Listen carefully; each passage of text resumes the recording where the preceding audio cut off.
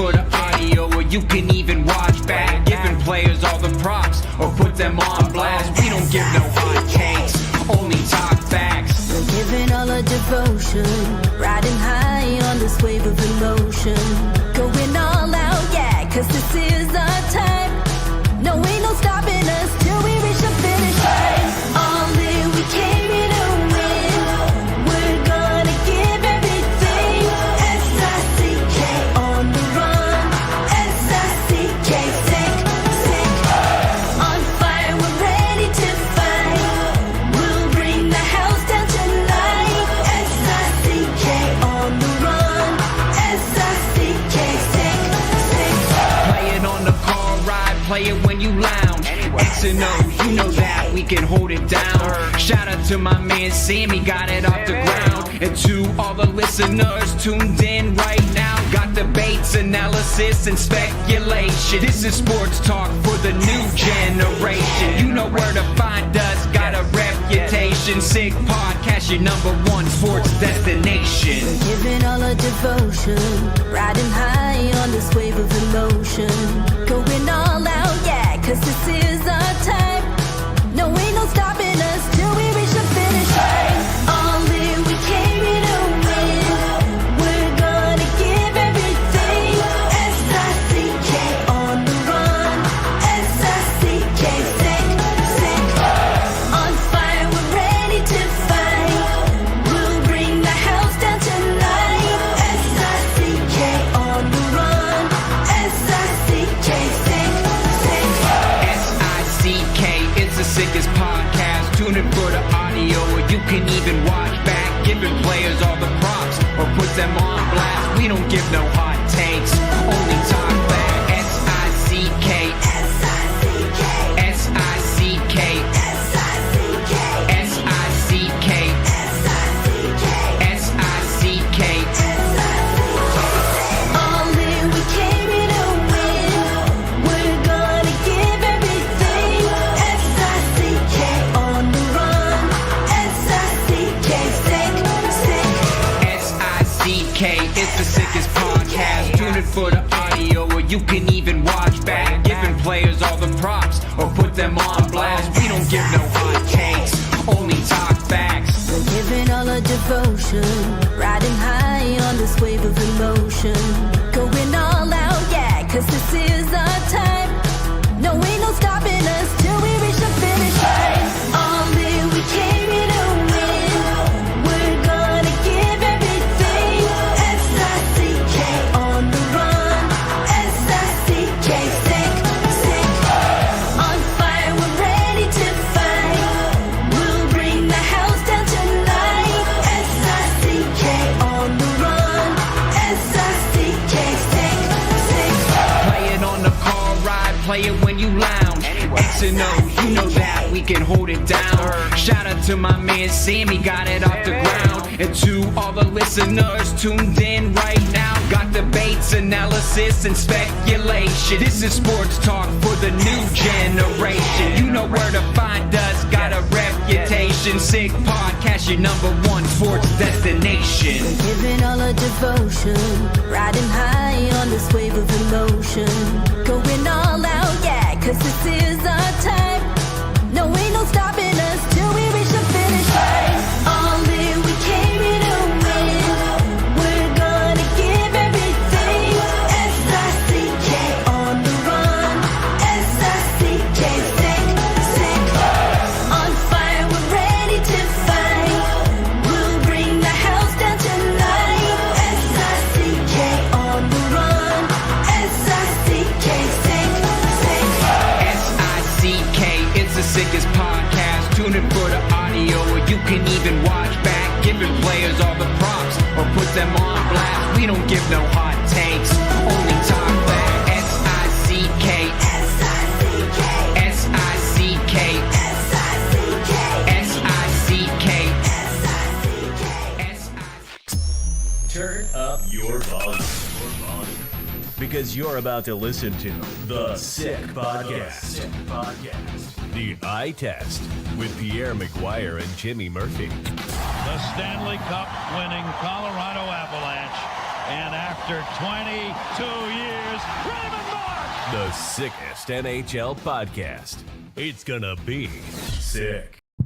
And welcome to another edition of the Eye Test here in the Sick Podcast Network. He is Pierre McGuire. I'm Jimmy Murphy. And the man you just heard Gary Thorne talk about in that famous call way back in 2001 when Ray Bourque, first and only time in his last game ever, hoisted the Stanley Cup. That man, Raymond Bourque, will be joining us shortly, Pierre, and I'm looking really forward to that. We're going to talk to him about a variety of things, but one specific thing being Boston Bruins defenseman Charlie McAvoy, who Bourque is a big fan of. Has had some great stuff he said on our podcast before about Charlie on how he can take it to the next level. And we saw that at least in that game the other day. So want to talk to him about that. But Pierre, how are you today? Excellent. How are you, Jimmy? I am good, my friend. Good. It feels like the winter weather is finally here. I froze on my workout. Yeah, you were saying that. Me too on my walk. It was definitely chilly against the water there. But you know what? It woke me up. It was what I needed right before this podcast. After this day, so it's good. Yeah, you know what's kind of cool? Today's a big night in Pittsburgh. The Florida Panthers are there.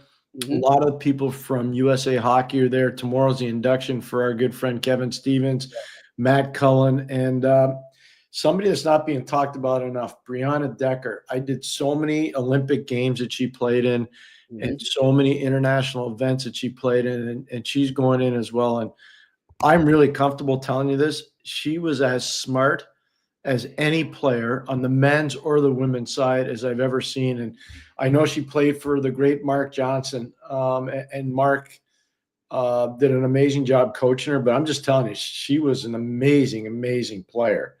And it was always great being around those Team USA groups that she was part of, because you knew what you were getting from her every game. She was just so trustworthy, you know? Great. Yeah, and they'll all be honored tomorrow in Pittsburgh. I was talking to Kevin Stevens, and speaking of him, one of the newest inductees of the U.S. Hockey Hall of Fame will be joining us on Thursday, Pierre, Thursday night. So we've got a heck of a lineup. We're working on another guest for tomorrow. Won't say who it is yet. Waiting for confirmation on that. And then also on our on-campus Friday, when we have the details, we will let you know. But Pierre, another special night going on out in Calgary tonight. Mm-hmm. Yes. The Columbus Blue Jackets are in town to face the Calgary Flames. But more importantly, both teams that Johnny Gaudreau played for. The Gaudreau family is there. Guy Gaudreau has been practicing with both teams for the last couple of days.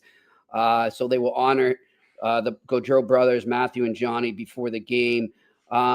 Just, you know, look, we said it yesterday. We touched on it a bit, how amazing Columbus has done in the aftermath of that, and the way they've really showed some gritty hockey, played with a lot of heart out there. But, you know, when you get to these moments, Pierre, it's got to be tough, because I know obviously they're never going to move on, and they don't want to move on from his memory.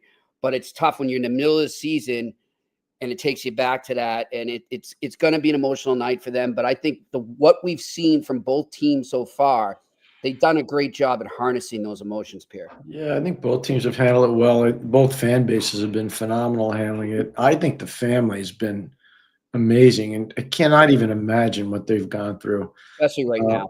So I think the family should be saluted.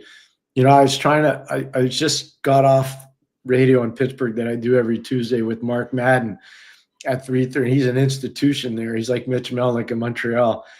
And Mark and I were talking about, you know, like Keith Tkachuk, not Keith Tkachuk, Matthew Tkachuk. Sorry, Matthew. And I said, you know, one of my greatest memories was going in there scouting in Calgary when Elias Lindholm, Matthew Tkachuk, and Johnny Gaudreau were aligned, and they shredded people. Tkachuk had 42 goals that year. Yeah, he had 42, man. You know, that line was without a doubt the best line in the National Hockey League that year. And going in there every night, and I was there a lot that year. I was in Calgary and Edmonton a ton. And what I could tell you is every time they came on the ice, it was like there was a big buzz in the crowd, and you could feel it coming up. And, you know, Johnny's playmaking, Tkachuk's rambunctious attitude. Elias Lindholm just made plays that year. Jimmy, I don't think people in Boston have seen anything close to what I saw when he was playing in Calgary. Well, yeah, but look at what he had around him, right? And that's not to take away from him. No, it's not. But but you're right. But I was thinking about when I talked to Mark today, and he's like, we were talking about Tkachuk because Florida's obviously in Pittsburgh. And I was just going, you know, I got to tell you, Mark, I saw this guy score 42 goals in Calgary, and he was so good. But Gaudreau was a big part of that. Johnny Hockey was a huge part of that, and so was Elias. I mean, it was pretty amazing to watch. So I want to try to focus on the positive when it comes to Exactly. And you know what else too was amazing was Johnny's spirit and it seemed like sense of humor with his teammates as well. You can see that it rubbed off, and that's something that they've tried to carry on with the team. I think that's so awesome you bring that up, and I'll give you a case in point. You know, the All-Star game, I had a chance to work a lot of All-Star games, and I coached in some too. But one of the things I thought was really cool when he was in he was in a lot of All-Star games.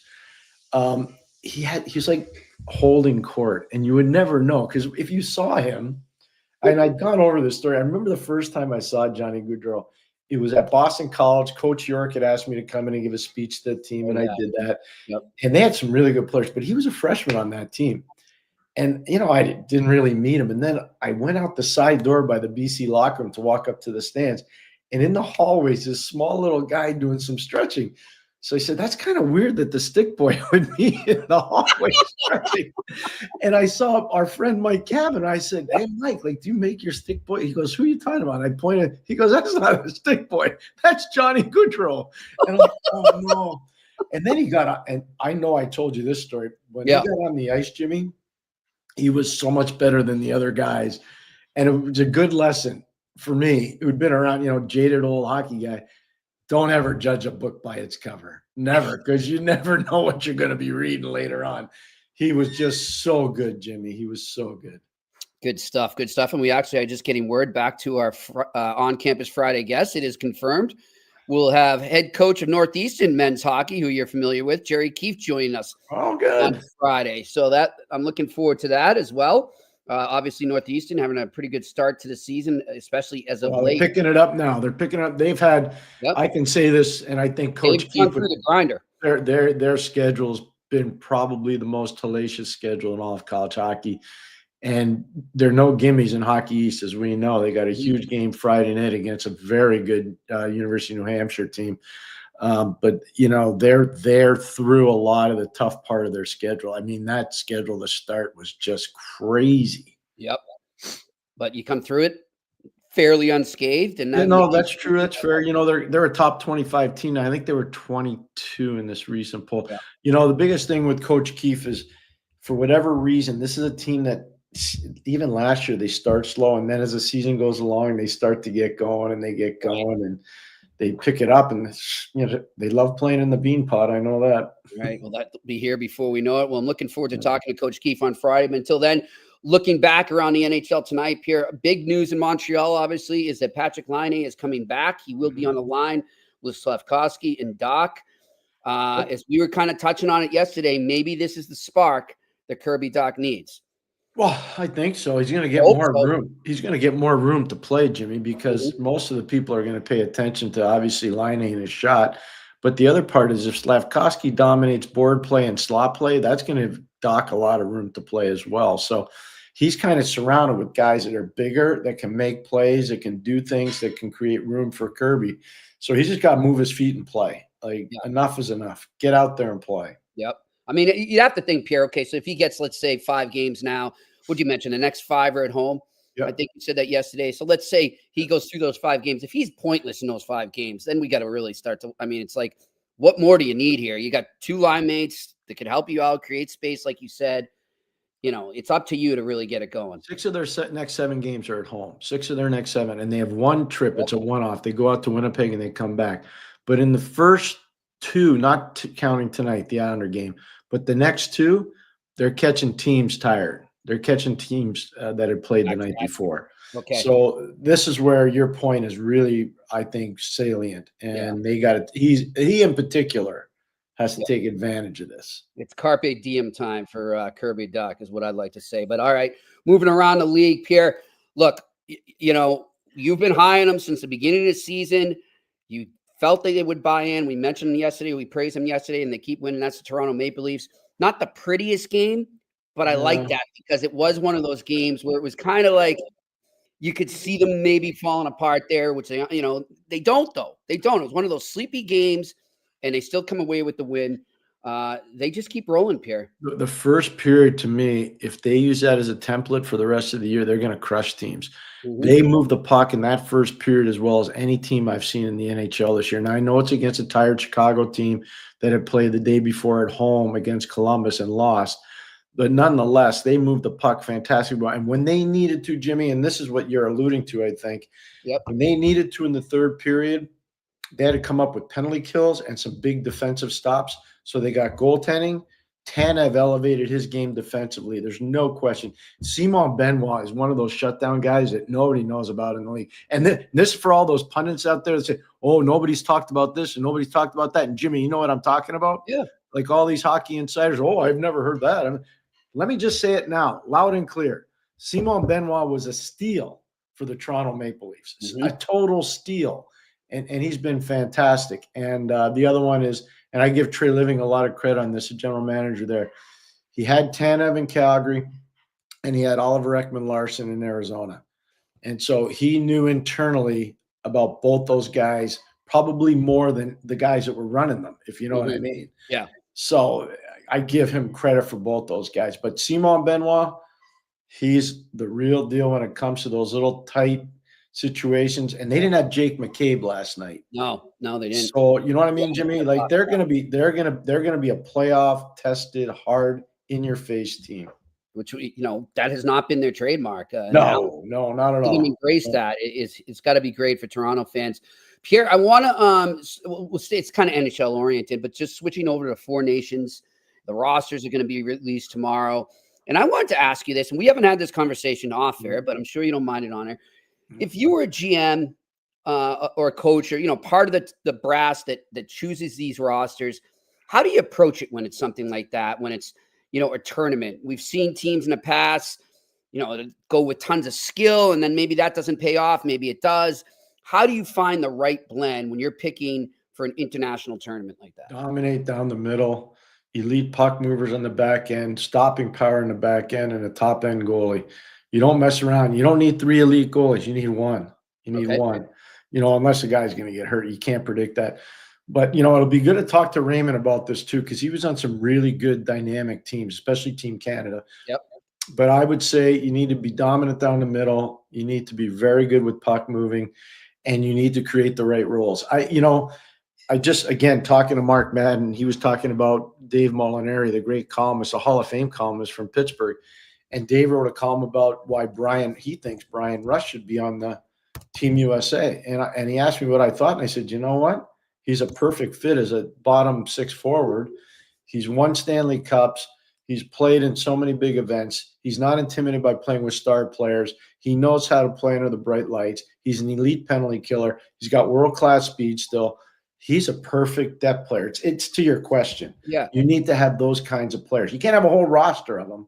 You need to have a couple. What was the year? And sorry, I can't remember exactly, Pierre, but there was one year where Canada picked some questionable picks to kind of doing what you're saying, but they almost went a little overboard. Yeah, it was not Raymond was around that. It was the 1998 Olympics in Nagano, and Robbie Zamner is one of the players you're talking about. Yeah, exactly. And look, this is not a referendum on Robbie Zamner, who I think is I've known Robbie a long time. Ask Raymond; he's a salt of the earth person, and he was a very useful NHL player. He didn't ask for them to highlight him, right? But Canada used to have these things called "quote unquote" ghost rosters. That's what they would call them internally, and they were looking for somebody to fit that void, and he was one of those players. And they obviously had the big disappointment in Nagano. I was talking to our good friend Kevin Stevens when I was booking him for the show here, Pierre, and and I'm sure he'll talk about it tomorrow as well. He said, don't sleep on Sweden, Murph. Look at that defense they have right now. And you know what? After that, I got home from that. It was when I was driving back from Boston yesterday morning. I got home and I checked that roster. He's right. That's a scary blue line for the Swedes, Pierre. Yeah, no. Listen, they're good. The Swedes are good. I wouldn't sleep on Canada or the U.S., though. I'm not going to hurt it. I think those are the 2 teams to beat right now. Yeah. The interesting thing, though, you're right, and I know you've said this, and I'm not trying to repeat it, but it is just so weird without Czech and Russia. Without Russian, without the Czechs. I can't wait to talk to Raymond about it, because Raymond played in all these things. And I have no disrespect, man. I get how they have to do these events, but not having the Russians there, not having the Czechs there, and even the Slovaks and the Yep, Germans. I was just going to say Slovak. You know, Yeah. like, you don't think Timmy Stützle and JJ Peterka don't want to be in this? You know, like, come I on. know. I know. You But know, it is so- what it is. We'll deal with it. Let's bring on the aforementioned Ray Bourque right now onto the eye test on the Sick Podcast Network. Join us here. Look Hey, at him. Ray. He's how in you doing? Florida. Look at the guy. Am I on or what? You Yeah, are, you're here. Raymond. Okay, I saw you guys all. Wait. You got me? I see myself, but you guys see me? Okay. We hear you loud and clear, Better for you. Raymond. All right, there we go. All There right. we go. There we go. You got out of Dodge before the cold hit, huh, Ray? Yes, I did. Good for you. Good for you. Let me set it up here. No worries. You guys good? All You're right. very good, Raymond. Thank you. Yep. Thank you for joining us. Ray, first off, just your reaction overall to the ceremony the other day. It was amazing. I think the whole year, I was part of, I think, three nights that they had, and they did a phenomenal job. How they brought everything together on that last that last kind of thing with Montreal, and just bringing everything back into the bank. It was so much fun, and for us, like, you know, it was like the first couple was like guys that I haven't seen in 15, 20 years, catching up with everybody and the wives and everything like that. You know, I was part of 5 decades, and I was part of 3 when they invited me back. But that last part was amazing. You know, 100 years. First American League team to ever play in the NHL, and you know, against Montreal, my hometown team. It was a lot of fun. Hey, Jimmy, they got a rink named after the guy in Saint Laurent, Quebec, just so you know, the Raymond Bourque Arena. But that being said, Raymond, is there one memory, either positive or negative, that stands out about Boston-Montreal for you? Well, for me, it was you know, 88. 88. I mean, Yeah. you know, I grew up in Montreal, cheering for the Canadians, going to the parades, missing school with my buddies. Pretty spoiled. My Hall of Fame speech, I thanked the Montreal Canadiens for making a young French little kid from Quebec dream about playing in the NHL, and finally making it. But you know, going to Boston, and knowing that, you know, once I start getting to a certain age, knowing that, you know, I might have a chance to play in the NHL, not really thinking about that dream anymore, but just playing in the NHL and going to a place like Boston that was so established and so lucky to go to. I could have gone to 4 other teams that would have suffered for probably 10 years, not even competing.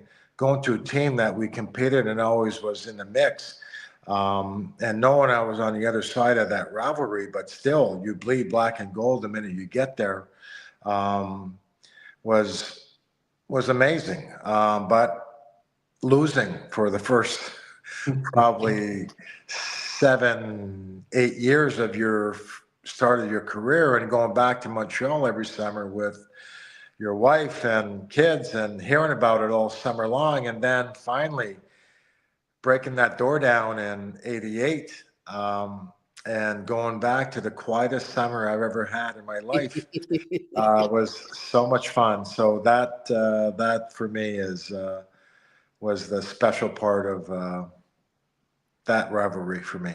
Hey, Jimmy, before we go too far down, I know Raymond's aware of it because he played a role in it, but if you think about it, Mario Lemieux, almost the same thing. It wasn't until 1991 that he had a chance to be able to say, hey, I've been to the top of the mountain. I've been there, and I look down now, and I know what it's about. And it took a while. Raymond's spot on. I remember 1990 or 1988 like it was yesterday. I'll never forget that. Yep. Good old Reggie Lemelin. Oh, what a save against well, no, that was the next series, but Reggie, the big pump, yeah, the big face, Yeah. big. But you know what? Reggie and I had this saying, that whole series, and it's a French one, and it was like it's like we had so much respect for Montreal, and obviously both teams had respect for each other, but you had to come up with something, right? And there's had to be a hate that had to be developed there, and it was always there, Bruins, Canadians, regardless, right? And Reggie and I were both French, and every time Reggie and I would look at each other, we'd say, "Les chiens sales." Dirty dogs. Translation for everyone.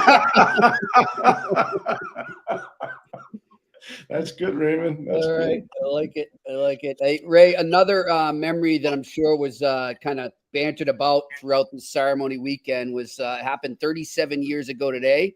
I'm sure you're reminded of it every December 3rd. So let's go to that clip right now, and then I want to get your take on that memory. Wow, that's amazing. I didn't realize it was today. Wow. Yep. We're going to go to that clip right now. Here we go. Ladies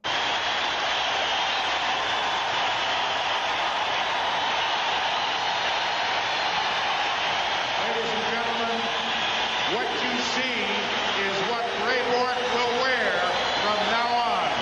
Ray Bourque is going to wear 77 as number 7 is retired. Where's your jersey back, Phil? It's all yours. So, Ray. Hey, Murph, you wanted me on yesterday. Aren't you happy with me today? I'm happy it worked out that way. Perfect. Hey, Ray, I'm wondering, how the heck did you guys keep that a secret? You know why? Because it was decided at 1 o'clock that afternoon. Oh, there you go. Wow. I never knew that. It was crazy. It was dinosaurs. Such a lack of communication back then. Uh-huh. I wore number 29 at training camp for the Bruins. I had an amazing camp. Showed up for the first game. Number 7 was in my stall. Got dressed, put it on. Bobby Schmatz comes up to me, says, "Ray, if you hear any hecklers, don't worry about it. Just play your game." Had an amazing first year. Never heard nothing about wearing the number other than the press coming up to me asking, "What do you think about Phil Esposito's number being retired?" I'm like, of course. He's a friggin' legend here, won 2 Stanley Cups, everything he's done here. I mean, he's God. I mean, hey, I was given this number. And so when they traded Phil,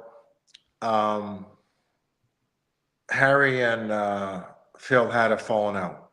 Mm-hmm. And Phil was really upset about leaving Boston. Do you know the story about when they traded Phil and how it was told to him? I don't. Kind of, but I'll let you. You'll do it better. All right. So I heard this, and we lost the sound. We got him? Okay. I was There you go. for 4:30, but it was 4:15, right? So they're in Vancouver, and Harry tells Don Cherry, "We just traded Phil to New York. Go tell him." So they're at the Bayshore, right by the water. Uh-huh. So Grapes gets Cash and Bobby, his 2 best friends, to go knock on his door and tell him he was just traded to the Rangers. So knock on the door, they walk in, and they don't have to say much. And Phil says, "You better not fucking tell me I'm going to New York because I'm jumping out that fucking window." So Graves says, "Bobby, get in front of the window." Oh, So Great. Phil wasn't very happy. So they had so I had lunch with Harry later on in life, and I said, "Why'd you give me that number?" And it's like, well, we're kind of upset at each other, and I'm like, so. But then they kind of make up, and they decide that they're going to retire the number. But nothing's ever said till 1 o'clock that afternoon. Terry Riley calls me from Harry's office, and it's like, "What do you want to do with the number?" And Phil was told that the number is going to go up, and then Ray's going to keep wearing it. And I'm like, no, that can't happen. Yeah. So we decided that I was going to go out for warm up with 7, come back in the room, go in the trainer's room in the back and put 77 under 7 and go back and call Phil up and reveal the new number. And it was like, so the only people that knew, I drove in with Glenn Wesley and Keith Crowder, driving to the games all the time. They did not have a clue, no teammates, nobody other than trainers, management, and my wife. And it ended up being the best. Oh, wow. And just spending time with Phil this weekend. Where did you see the drone thing with the yes. everything? So we're actually standing there, and he's telling me that he thinks that the number's going up with me being joined later on in life when I retire. And so we're talking about this when the drone's coming by, and it was just so funny because he had no clue. Yeah. And he told me, he says, and he laughed about it because he hears me telling everybody about it, that the first time Phil Esposito was ever speechless was that night. And just the look on his face was, yeah, that's what I remember the most. Yeah, it was amazing. And I've got to say that everything I've accomplished in this game, I never hear more comments about anything I've ever done in my career other than that night. Wow. Everybody. It's like, it's crazy. That's great. Wow. Well, I was going to ask Raymond, not too many guys have made the trek from Montreal Canadiens to Boston Bruins, but one guy that did is a former teammate of Raymond's, is Chris Nilan. I'm just curious what it was like when he walked into the room in Boston after being basically the creator of so much mayhem between the two teams. Well, I got to go back with our relationship with Chris. My second year, 1982, my third year, I'm playing my last exhibition games in Montreal, and we're on a power play, and there's a bad pass made where it's almost an icing, but not so much. And I'm changing. I'm going to the bench, not even looking. So Robert Picard grabs a puck, slaps it down the ice, ices it down the ice, but it hits me like right here, under the helmet. Okay. Crushes my whole forehead. Oh. I'm at Montreal General that night. I'm getting stitched up in the Montreal dressing room first, and I feel a big indentation in my forehead. Wow. And I'm like, that doesn't feel right. Doc says, no, but yeah, we're gonna send you. So ambulance takes me to Montreal General that night. So I have surgery the next day. I'm there for 4 days. Wow. And I have a whole crush. My forehead is just crush. So who visits me twice is Chris Nilan. Wow. I had never met Chris. Just, know he's from Boston, all that stuff. So that's where it kind of started for us. Wow. And then when he comes to us, it's like, it's just the opposite, right? Like, I'm from Montreal, he's from Boston. We end up playing in opposite places, and he ends up coming to Boston. And I was really excited about him coming, and then he has that really one good year, and then friggin' we're out on the parquet one day, and he friggin' twists his ankle, and Mike was going to bring him to the All-Star game in Chicago. I remember that. And his friggin' year was kind of messed up that year, so it was just too bad because he's a Boston kid, and he's made perfect for how the Bruins play, right? Mm-hmm. So that was sad, but I was happy to have him come and experience it, and but we had a special connection from back those days, and I remember him running me from behind once, and my head goes in head first into the boards, and I'm like, oh Jesus Christ! Right? So sorry. Yeah. Hey, I didn't have to worry about his left, I think, too much. To build off what Raymond said, and I think he's familiar with it. I was on the other bench for two of the Eastern Finals in '91 and '92, and a big part of our plan was to always make Raymond pay a price. And I can tell you, half the hits that happened to Raymond in those 2 series, guys would be suspended today. And he never went down. And Raymond knows. There was one from Bobby Airy, Raymond, and I know you remember in 92. I was like, that's going to be a 5 in a game. And he got nothing. There was no penalty. I was like, are you kidding me? Yeah, well, I tried to dish a few out myself. Oh, no, you dished a lot out. and you know what? It's like they felt it both ways. You know, when I started the game, my intentions was to establish something solid early, my first shift. I didn't want to wait to be hit to kind of to wake up. I wanted to wake up other people. And that was my kind of approach to the game, to try to get myself into the game. And you know what, I think I was and I really feel I was a guy that was very physical and in a really clean way, you know, but you give me something cheap, be careful, because it's coming back. I agree. I have 20 fights in my career, and I'm 20-0. That's me. Even if I broke my jaw in a fight. Hey, Ray, you know, last time we had you on, I don't know if because back in June, it was during the Stanley Cup final. We were just kind of looking back on the playoffs, and we got talking about Charlie McAvoy, and you made some great points about what you felt he needed to do to take it to the next level. I want to go to the game the other day because I felt like he did a lot of what you were talking about last June. So let's go to these clips right now, and then we'll get your reaction. Hands it off for Frederick. Looks to the net. Backhand on goal. Blocked away by Primo. Here's McAvoy with it. Holding on around the net. Scores! McAvoy gets the Bruins the lead. Trying to fight Carlo for the puck. He knocks it free. Matheson racing after it. Settles it down. And he slides it to the point, but he turned it over to McAvoy. It's McAvoy. Short-handed. Scores!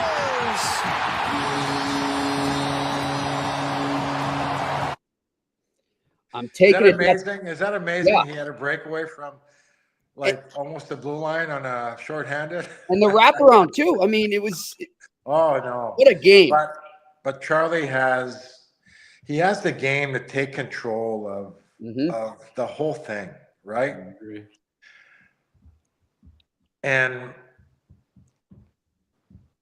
I think he's got to take charge. And when he does, it's magical, right? And and I just think he defers sometimes, especially on a power play. You know, you got Pasta here on my left side, and he's got Marshy here on the right side. Yep. And there's a hesitation there that happens. And when there's not, like for me, I had Cam in front of the net. I had Craig Janney on one side. I had Otzi on one side. But I needed to establish the shot. You establish the shot. From after that, now the other stuff opens up. Right. If you don't establish a shot from the point and get those shots through or that stuff, they know you're not shooting. So pass is taken away. The other half walls take. So now we're just passing the puck around. You're killing the time. And so off the shot, so much stuff happens because they have to cave. They got to react to the shot. And when he's shooting a puck or he's like, I look at the guys that just walk the line and get the pucks through and all that stuff. There's so much that happens off of that. McGuire, I mean, there's nobody that does it better, right?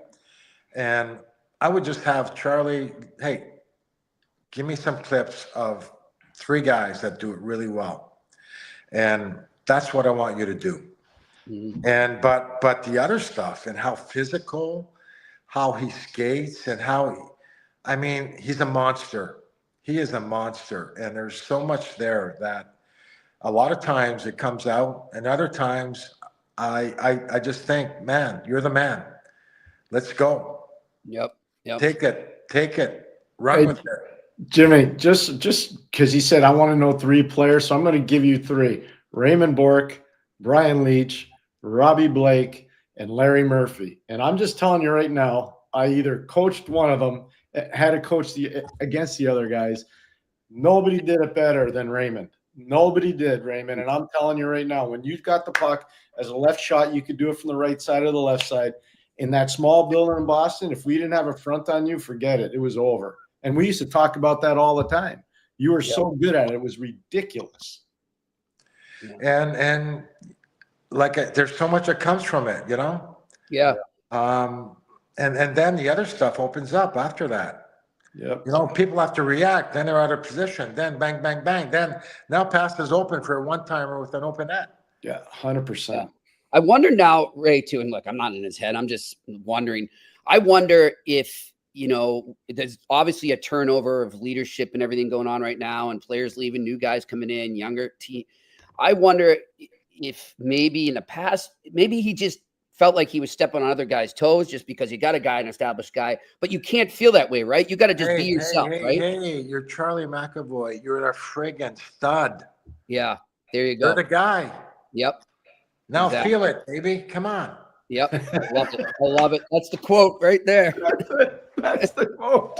Great. That's so good. I love it. Ray, before we let you go, what I know you have some stuff going on right now for your foundation. There's an auction going on. So if you want to tell our listeners and viewers what's going on. Well, I think there's something for a box that is going to our foundation that's on online auction that is 18 seats, I think, for a game. And I'm not sure exactly when it is, but our family foundation is doing some great things. Yeah. You want to learn more about it, go to BourqueFamilyFoundation.org. But I'll tell you that I had an amazing Zoom call today.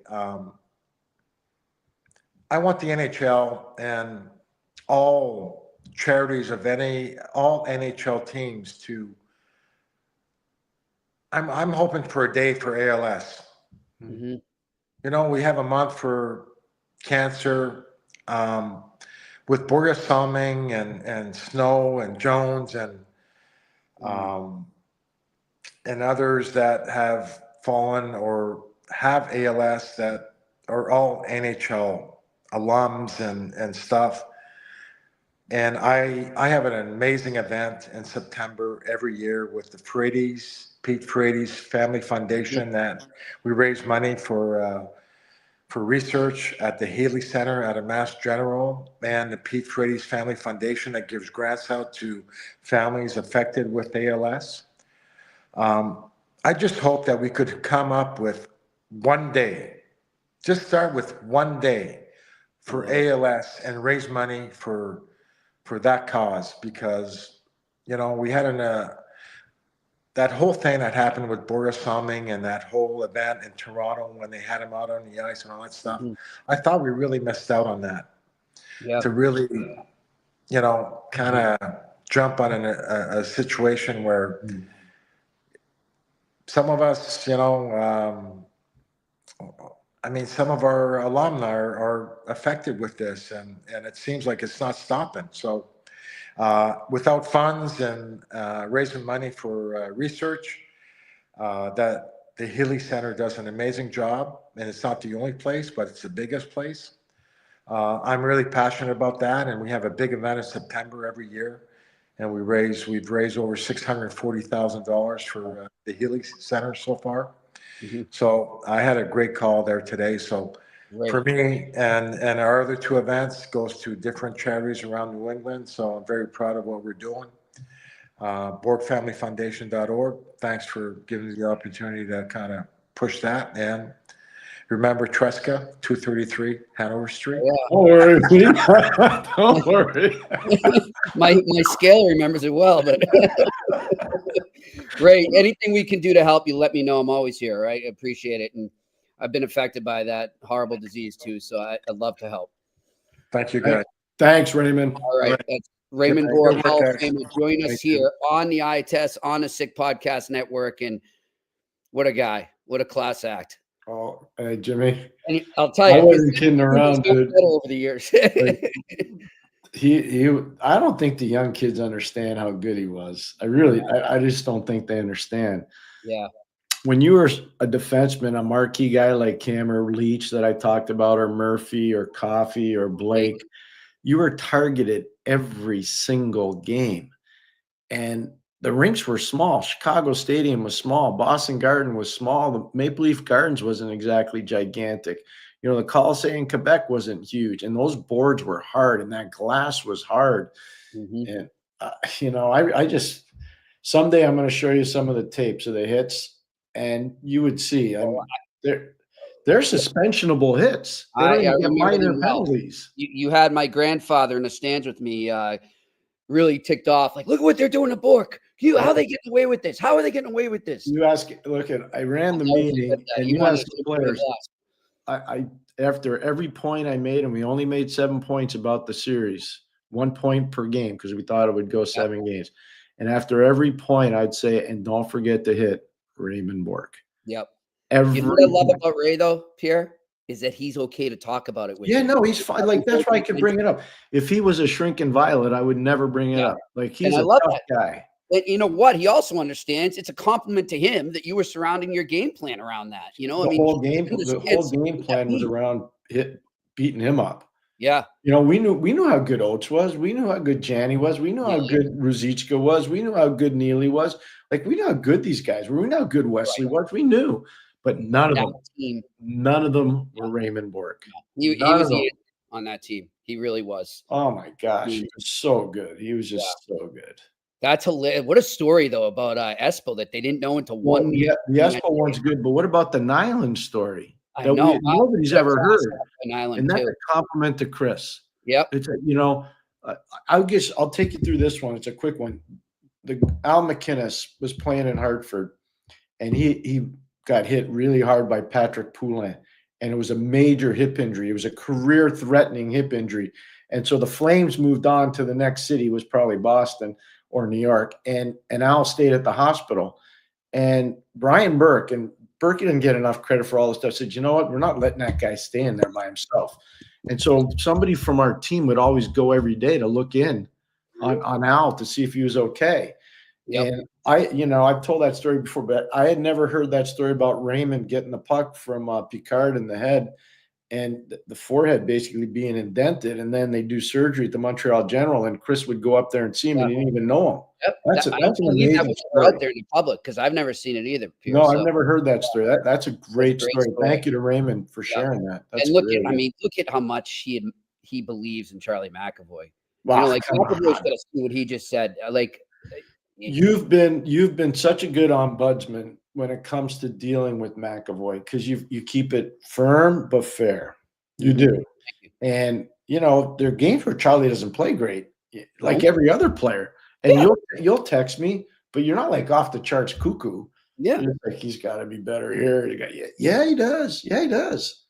If every player was perfect, we wouldn't need coaches. Yeah, exactly. Exactly. Yep. And, I look at him right now, and I like what Ray says. And that's what I was getting at.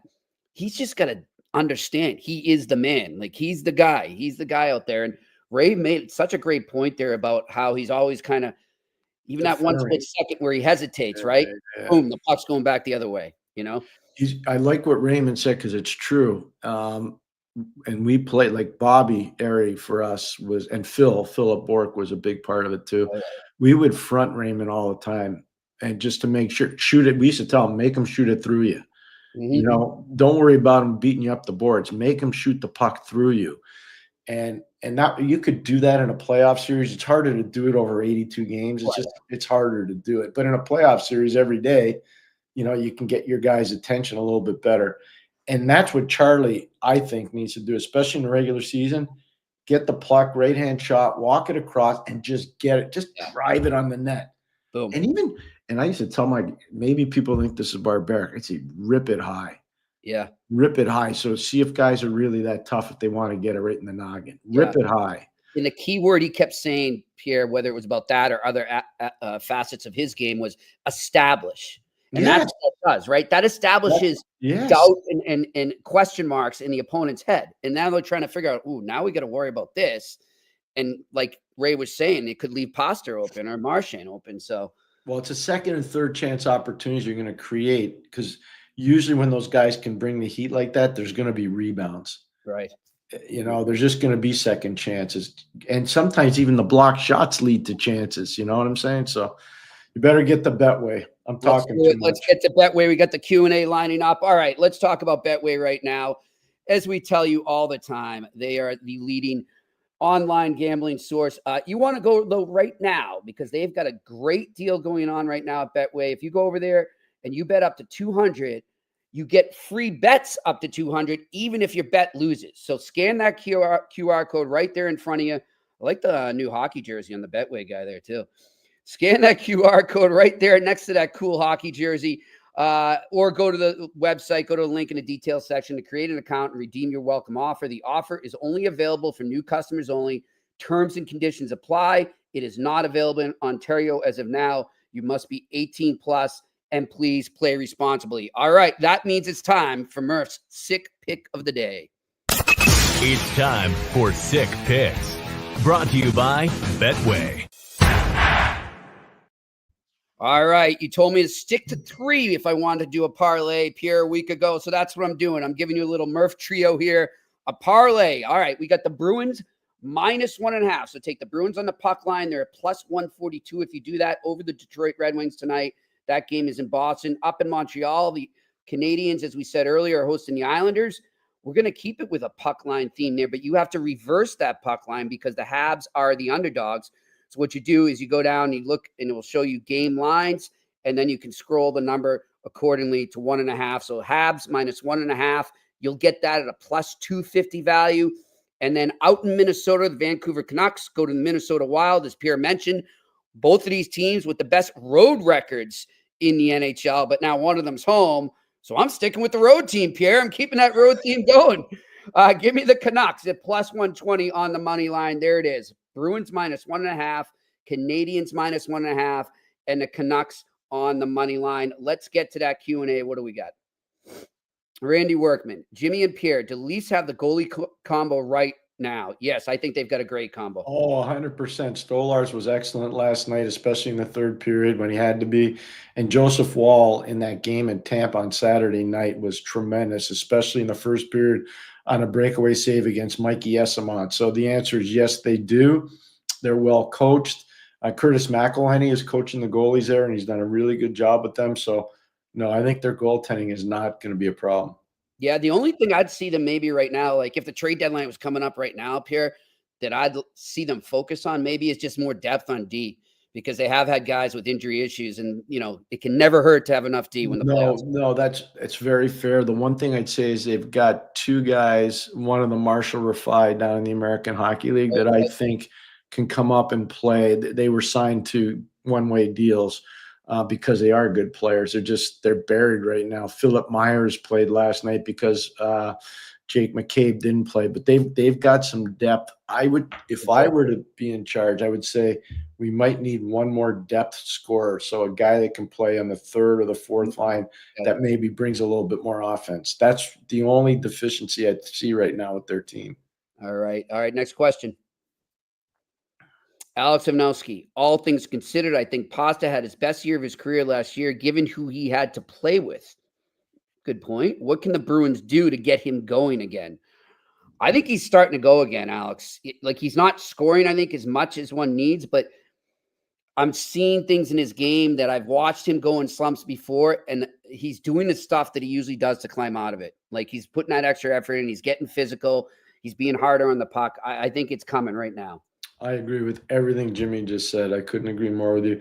If I were to say one thing to him as a new coach, which Joe Sacco is, and I would say Joe's probably already had this conversation. We want to help you, but you got to want to help yourself. Yeah. And you don't make it personal. You just say, we want to help you. You want extra work, you tell us what you want. Yep. But you also got to help yourself. Yeah. And I think that's starting to come, to Jimmy's point. I really do.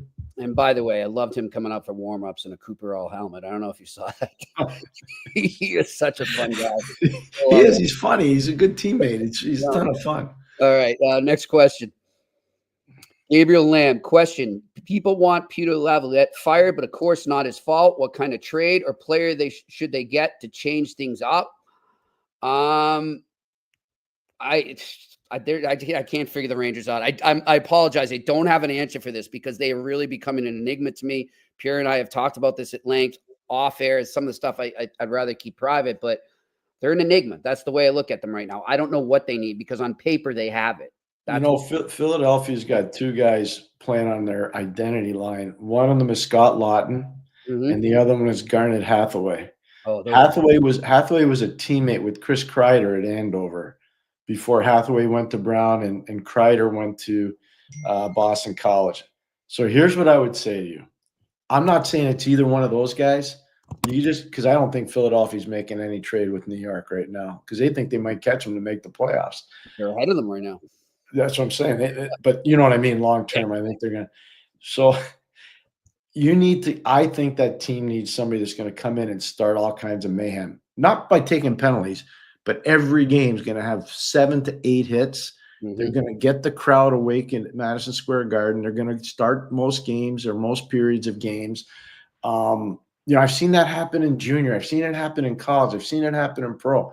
The Islanders forever. They had it with Casey Cizikas. They had it with Matt Martin.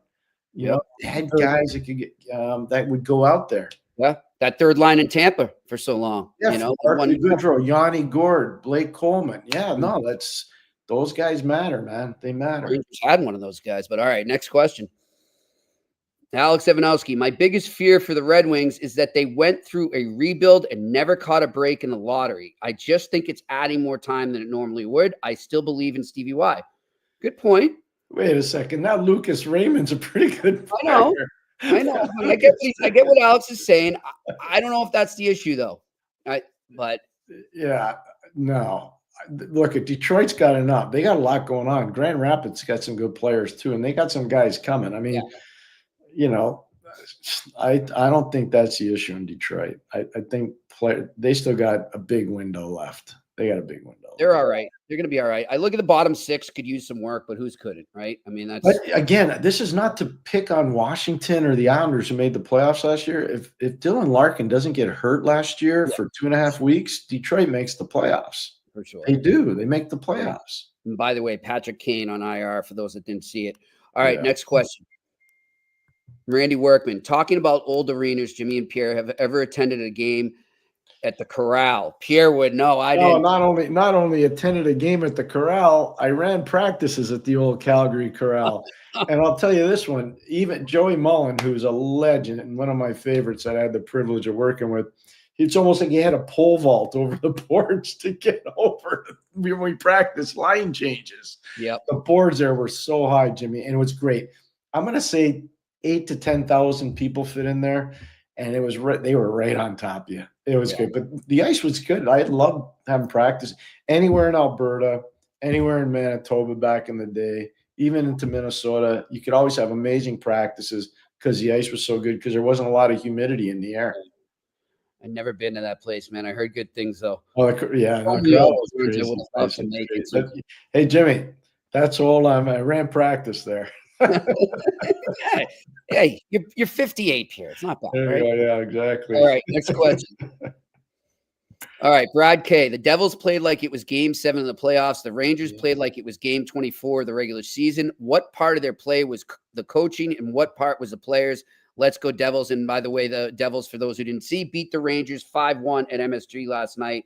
That was – I mean, look, the Devils are a great hockey team, but still, that was – I think what Brad's alluding to, though, there was a sequence in the first period where Brett Pesce probably blocked 2 or 3 shots.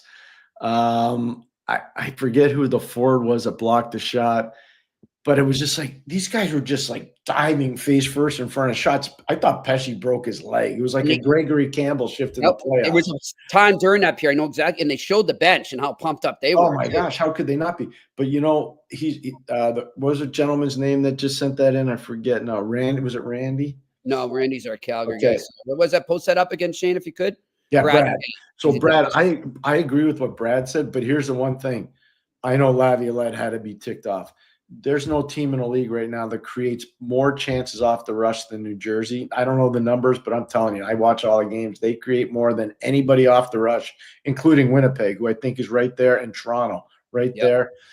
I can't believe how many odd man rushes the Rangers gave up. It's almost like they didn't listen to their coach's pregame meeting. So what he said, what Brad said, is spot on. I agree with that 100%. And before we move on from that game, Pierre, just quickly, and look, we're not going to comment on our opinion on the person, but like the whole stuff about Jack Hughes trying to show up Shesterkin, I mean, I don't get that. I think that was reaching. That's all I'll say about that. Because Jack Hughes has got class. He's skilled. What do you want him to do? Not use his skill? You going to bite your tongue on this one? Okay. But I didn't like it at all. All right. Move on. Next question. Postnet on 130. Hi, guys. Generally speaking, can an NHL player get faster with power skating coaching in the summer off season? Yes. And Pierre, do you want a picture of it? Exhibit A. Ryan Donato. I can tell you right now that Ryan Donato went down to Tampa at the end of last season, and he worked for about a week with a power skating coach down in Tampa. And you watch him play last night against Toronto. We talked about it, the game. His skating's at another level. That was the one deficiency that he had, and that's not a deficiency anymore. So the answer is 100% yes. 100% yes. I've seen that too, with some players come back and look like different players after that. All right, next question. Postnet on 130. Habs are not fast skaters, generally speaking. How do they overcompensate? Move the puck quick. Yeah. Move the puck quick. I mean, Adam Fox isn't a super. You ask anybody that plays for the Rangers, Adam Fox is not a super fast skater, but I'll tell you one thing: his brain is unbelievable. It's like a supercomputer. He moves the puck and reads plays as faster than anybody I've ever seen. And so that's how you pick up the tempo. The faster you move the puck, it's harder to defend, and that's what makes him so efficient. And Pierre, does systems affect that at all? If you're not they can. Yeah. They can. Okay. Or if you get one guy who's not plugged in one night, and you want to, let's just say you say they take the wall. It's a term in hockey. They take the walls away. So you go D to D to the middle because they're not forechecking the middle. They're coming down the boards. Then you come out. Let's just say you take 2 steps as that centerman. You got the puck coming through the middle. You distribute to the outside. And if you got a centerman that holds it too long, you're going to run the winger out of racetrack, and he's going to get killed right at the red line. Yeah. So that's why it comes down to team play. And I'm just using one example, a generic example. Yeah. All right. Next question. Gabriel Lamb. Question. I hear JT Miller's name in the rumor mill. Could the Rangers bring him back? Gabe, I've heard the same things, and it's funny. I was talking with somebody about this today. I can tell you from what I'm told and confirmed, that's a bunch of malarkey. He's Jimmy, I don't think you heard that. I think you read that. No, I heard it. Did you? I have not told you about it yet. I read it. And I was like, I don't think so. Yeah, well, actually, somebody called me to specifically shoot the rumor down, is what I'll say. Okay, that's good. Yeah. No, that is good. And that's why you're so good at this. But I'm just telling you, I read that, and I was like, no, that doesn't make sense. JT Miller is like a heart and soul player for them now, Pierre, and he does so much. I mean, people need to just pay attention. What have we talked about? Less drama. Less drama is right. All right, next question. Alex Ivanowski, what can you tell us about Matthew Schaefer for this up-and-coming draft? How good of a defenseman can he be for a team? I need to watch more. That's what I can tell you. We'll check him out, Alex, for sure. All right. We've by the way, as you know, Jimmy and I are trying to build this podcast up, and so we've been traveling a lot. I'm remiss on watching a lot of the top junior players, and I need to watch more. Yeah, we did, and we watch a lot of college. But I was thinking that the other day too, Pierre. I got to start tuning in a bit more to juniors. All right, next question. Is that it? That's it. That's all we got, Shane. Raymond was amazing. Oh my gosh, he was. I'm getting texts from people hockey people and non-hockey people that I know, and they said the one thing that really stood out was how passionate he was about the ALS stuff. I just got the same stuff too. And Pierre. you know what? Like, he said it so well. Yeah. And I agree. Like, when I saw that Borja Salming thing, I was like, whoa, this is hard. Oh, that was so hard. And Do Pierre, you remember him as a kid watching him, or were you not old enough? it was just as I was coming in. Not enough. Not really. Like, Jimmy, he was so good. Yeah. And he was so fearless. And he was freaking dominant with the puck. Mm-hmm. He just, like, coming out in Maple Leaf Gardens, he'd come out. And there weren't a lot of guys in Toronto back then, that were dominant like that. Like, Keelan was good and Ellis was good. They had Jimmy McKinney was good.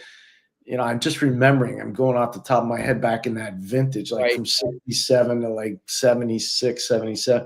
But I'm just telling you, this guy was special, man. He was so good at this. Like, he just emaciated, it happened so fast.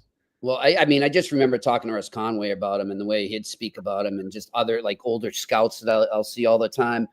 I wish I got to see him play, because he sounded like such a class act too. He just everyone spoke highly of him. Yeah, you knew how to have a good time too. I mean, there's nothing wrong with that. You know how to I'm getting that too, and I'm glad he brought that up about the ALS. I mean, not enough. There's plenty being done, but it took a while for people, until maybe the Ice Bucket Challenge came out, but then it's kind of faded away. But Ray's doing a lot, and I'm really happy that he's teamed up with the Freeze family as well. Yeah, I just want to say I lost a friend who played professional football in Canada, and he was a good player. Yeah, I've lost. Yeah, I got to know him really well. When I first got into the media side of things, and I had watched him play most of my young life, and he was a really good player. And I couldn't believe how he deteriorated. It was shocking. It was shocking. Pierre, Chris Snow's dad, Bob, also passed from ALS, and I knew Bob really well. He was a mentor to me, and just he got to a point where he was just like, "Look, I don't want anyone around me because I don't want people to see me deteriorate." And just to hear that is it's so tough. So whatever anyone can do to help out. Way to go, Raymond. Way to go, Raymond. I'll start retweeting a lot of Ray's stuff so people are aware of it. But what a show, and that was great, man. I loved the encouragement to Charlie McAvoy. I mean, he couldn't. So do I. He was great. You're the man. Now be the man. So give us a rundown what we have for the rest of the week. I know we have Coach Keefe on Friday from Northeastern. He's confirmed. So we'll work back from Friday. So yes, Keefe Friday. Thursday night we have Kevin Stevens, or late Thursday afternoon. Yeah. He will be freshly inducted into U.S. Hockey Hall of Fame, so we can talk about that. Wednesday, I'm working on a guest. So I'm waiting to hear back, but hopefully I'll know by tonight, and I'll let everyone know when I do, Pierre. And if not, which game are you? I know you're going to focus on your hometown team, Boston, but is there another one you want to watch? Oh yeah, there's a couple tonight, Pierre. Montreal Islanders is one. I'm really interested to see how they react to Line A coming back, and then the Vancouver Wild game will be something else. So I'll be bouncing around, Pierre. I got to get I don't have the setup quite as good as you yet, but I'm starting to establish it. Once I get it set and I'm comfortable, I'll post a picture. Can we throw out one challenge? Because you're good at this too. Yeah. So I'm going to try to keep up with you on this. Jimmy and I want to be not part of, but we want to help the Four Nation event. Mm-hmm. And we've tried to reach out to get people to say, yep, we're prepared to sponsor you and have you in Montreal and then put you in Boston and give you a place to work. Much like what happened, and it was all on Jimmy and Sarah Stanton to set up what we did in Ireland. And Jimmy, I think you'd say that was pretty successful. Yeah, it was amazing. Yeah, very successful. So we're just throwing it out there because I've been trying to reach people, and it's kind of hard to get people to get back to you. Yeah, Jimmy. It's interesting. You know what I mean? Yeah, no, I'm with you, Pierre. And I don't want to delve into it too much here. Maybe we will tomorrow, but yet the buzz around it is not where it needs to be right now. But we're trying to build that buzz. We want to help create. We want to promote it, and we want this to be something that people are excited about. So yeah, we would love to do something. So if you're watching and you want to get in touch with us, you guys know where to find me on Twitter or else, I don't want to give my email away, but you can No, hunt. I'm not letting you do that. No, you can hunt me down though. I'm not hard to find. But let me know and we can make something happen for sure. I think that would be great. And I love that it's in Montreal and Boston. I think those are two great cities for the event. So we look forward to that. But again, thank you to Raymond Bourque for joining us. Thanks to Shane working the boards up in Montreal. Thanks to I'm you. on Tony Marineros tonight. I'm on Tony tonight, post Doing game. Tony, okay, with Max Pierre. With Max, Big Max. Yeah. All right. Yeah. Enjoy that post game for the Canadians, Islanders. And then you can see Pierre here with me tomorrow on the eye test on the Sick Podcast Network. And that's a wrap. Hope you don't miss us too much until next time. Follow the eye test with Pierre McGuire and Jimmy Murphy on YouTube, Facebook, Google Play, and Apple Podcasts.